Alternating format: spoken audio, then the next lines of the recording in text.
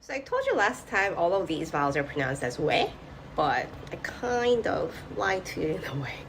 Long story short, I am right that 99% of Koreans these days pronounce all of these the same.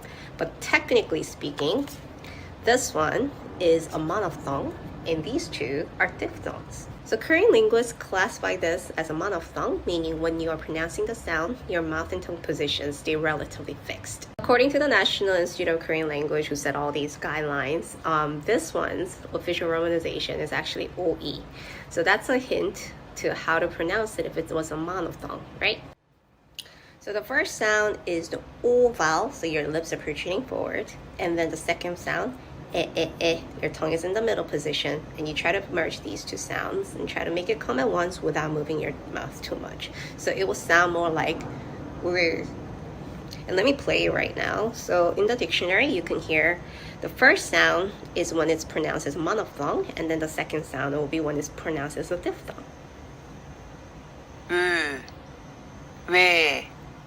So that's what technically happens, but nobody pronounces like that these days because if you're combining this vowel with the initial or final consonants, your mouth will be moving anyway. So everybody started to pronounce this as a diphthong and they allow it these days. So both are correct.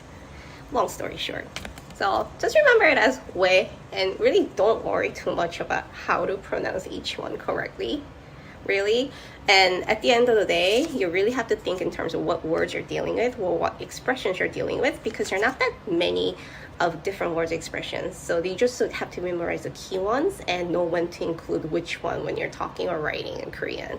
That's it for today.